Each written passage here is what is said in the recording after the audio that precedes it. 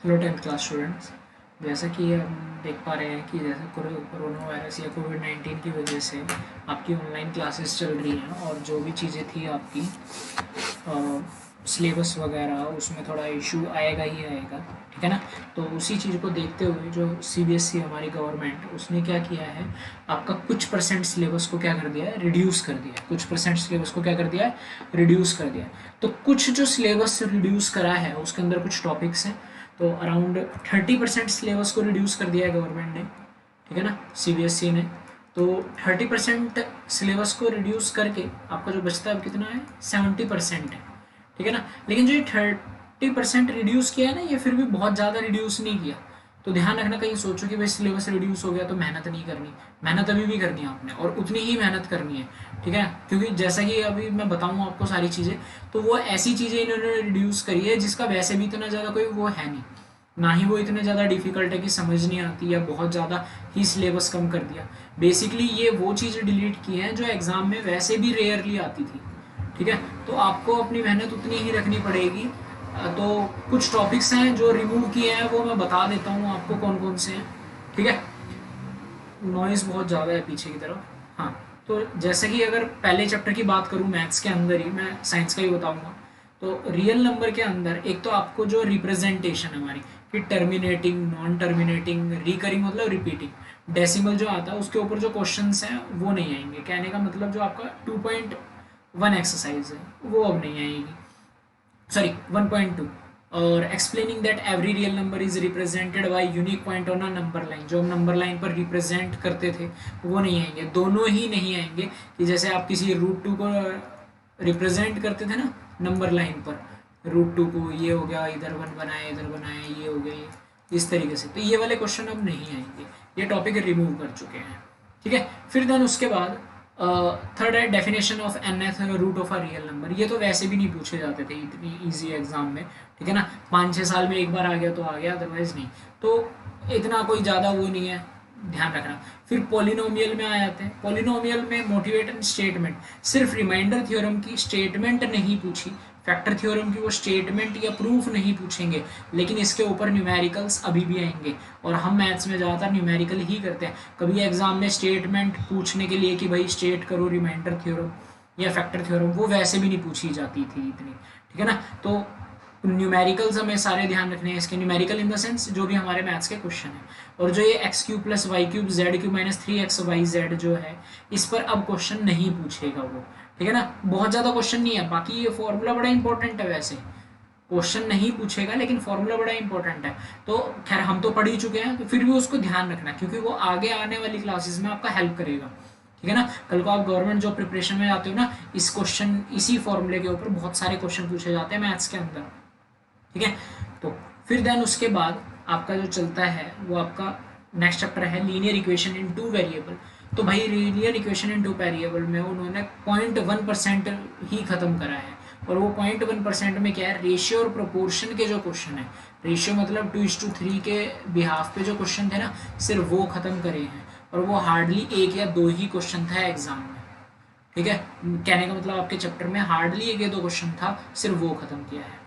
फिर आते हैं कोऑर्डिनेट ज्योमेट्री पर, तो कोई ख़त्म नहीं किया। फिर यूक्लिड ज्योमेट्री, यूक्लिड ज्योमेट्री में तो वैसे ही कुछ नहीं था, हमें सिर्फ क्या पढ़ने थे, एग्जाम्स पढ़ने थे कि भाई कौन सी चीज़ क्या होती है। ये चैप्टर तो वैसे भी नहीं पूछते थे, तो ये पूरा चैप्टर डिलीट कर दिया है। तो इसका मतलब ये कोई खुशी की बात नहीं है, हाँ भाई वो चैप्टर डिलीट हो गया है, बहुत सारा बर्डन खत्म हो जाएगा, कुछ भी नहीं है ऐसा। लाइन्स एंड एंगल्स थोड़ा है लेंथी चैप्टर, उसमें कोई डिलीशन नहीं है, वो एज इट इज़ है। और ट्रायंगल वाले चैप्टर में सिर्फ 2 थ्योरम्स आपकी की हुई है। एक तो आपकी जो टॉपिक डिलीट किया हुआ है वो है ट्रायंगल इनइक्वालिटी का, और facing side inequality of triangle, जो आपके 7 चैप्टर में लास्ट एक्सरसाइज है इनइक्वालिटी बेसिस पर, जहाँ पर आपको ये लिखा होगा a + bc > ac। ये कुछ इस तरीके से जो थ्योरम होगी, ये नहीं आएगा। ठीक है ना, तो ये ध्यान रखना है। और देन उसके बाद जो ये प्रूफ है ऑफ थ्योरम, एक इस थ्योरम का, 2 triangle are congruent if 2 angles and the one included side of one triangle is equal to the 2 angle and included side of the triangle are equal. ये होता है angle side angle congruence rule. तो सिर्फ ये खत्म करा है, इस पे न्यूमेरिकल खत्म करे हैं। है ना। फिर भी वो जो उस पे क्वेश्चंस है वो फिर भी पूछेंगे आपसे, सिर्फ थ्योरम का प्रूफ खत्म किया है, थ्योरम खत्म नहीं की। क्वाड्रिलेटरल चैप्टर अगेन कुछ भी डिलीट नहीं है। एरिया वाला जो चैप्टर है, और ये जो एरिया वाला चैप्टर है वो हिरोन्स फॉर्मूला है, इजी चैप्टर था, बच्चे तो इसी को बहुत ज़्यादा पढ़ते थे क्योंकि इजी चैप्टर है और स्कोरिंग भी चैप्टर था। एक क्वेश्चन आता था अराउंड से 3 से 4 मार्क्स में इजीली आ जाता था, इजीली नंबर आ जाते थे, कोई दिक्कत वाली बात नहीं थी। तो इन्होंने वो चैप्टर बिल्कुल ही ख़त्म कर दिया है, ठीक है ना। तो जिस एक दो चीज़ों से आपके मार्क्स आ जाते थे उसको इन्होंने डिलीट कर दिया।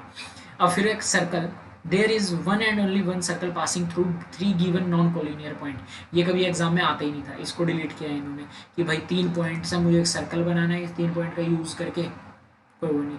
If a line segment joining 2 points subtends equal angle at two other point lying on the same side of line containing the segment, the 4 point lies on the circle। ये तो theorem हम वैसे भी नहीं पढ़ते, इन्होंने ये डिलीट किया, ठीक है ना। तो ओवरऑल जो सर्कल के अंदर है सब कुछ आपने पढ़ना है, कोई भी चीज़ आपको डिलीट नहीं करनी।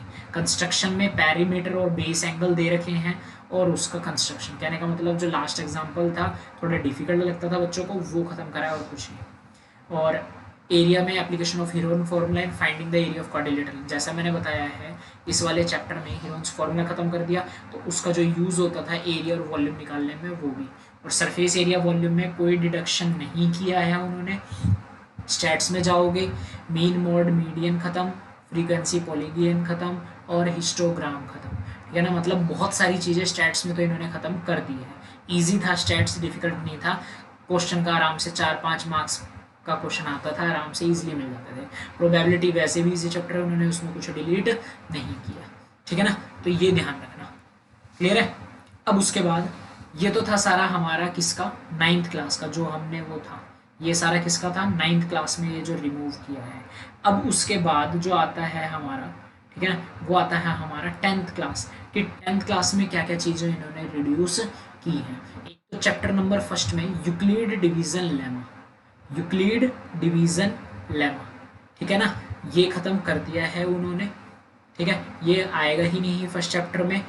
और देन उसके बाद पोलिनोमियल में statement and simple problems on division algorithm for polynomial with real coefficient, इसको ख़त्म कर चुके हैं।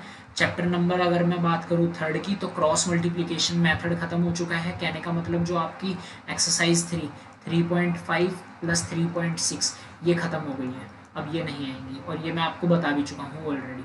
क्वाड्रेटिक इक्वेशन में जो इक्वेशन क्वाड्रेटिक इक्वेशन में कन्वर्ट हो सकती है सिर्फ उसको ख़त्म किया है, क्वाड्रेटिक इक्वेशन अभी भी पढ़नी है। एपी में जो हमारे डेली लाइफ प्रॉब्लम है एपी के बिहाफ पे वो ख़त्म है, लेकिन जो उसके अंदर टॉपिक है वो सारे पढ़ने हैं, ठीक है ना। टॉपिक ख़त्म नहीं किया उन्होंने, बस एक दो क्वेश्चन आते थे वो ख़त्म कर दिया। कोऑर्डिनेट ज्योमेट्री में एरिया ऑफ ट्रायंगल खत्म हो चुका है।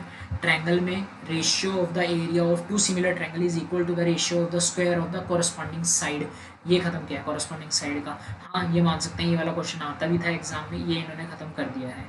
और in a triangle if square on one side is equal to the sum of square of other two side, the angle opposite to the first side is right angle triangle, यानी कि मतलब जो आपका पाइथागोरस थ्योरम है उसका कुछ ना कुछ पार्ट इन्होंने क्या कर दिया है, खत्म कर दिया है। सर्कल चैप्टर में कोई डिलीशन नहीं है। Construction of triangle similar to a given triangle ये खत्म कर चुके हैं, बहुत सारे क्वेश्चन इस पे आपके मिनिमाइज हो जाएंगे, है ना। फिर ट्रिग्नोमेट्री में motivates the ratio which are defined at 0 और 90 डिग्री पर इन्होंने वो ख़त्म किया है, लेकिन फिर भी ध्यान रखना ये हमें पढ़ना जरूर है, ठीक है ना, क्योंकि ये इंपॉर्टेंट है। Trigonometric ratio of complementary angle, इसकी रेशियो खत्म करी है, मतलब आपका 8.3 एक्सरसाइज का कुछ पार्ट खत्म किया है। हाइट डिस्टेंस में कोई खत्म नहीं है। Area related to circle central angle 120 degree या उससे ज़्यादा का जो बन रहा है वो खत्म कर दिया है।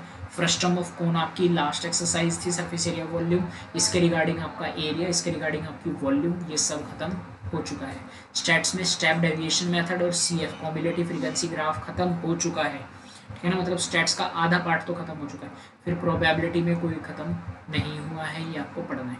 तो ये ऐसे टॉपिक थे जो आपको ध्यान रखने हैं, ठीक है ना, जो खत्म हो गए। बाकी जब मैं चैप्टर पढ़ाऊंगा तो धीरे धीरे जो जो चैप्टर के अकॉर्डिंग आता जाएगा वो मैं आपको बताता जाऊंगा, जो खत्म हो चुका है वो भी बता दूंगा कि क्या क्या आपको पढ़ना नहीं है, ठीक है बच्चों।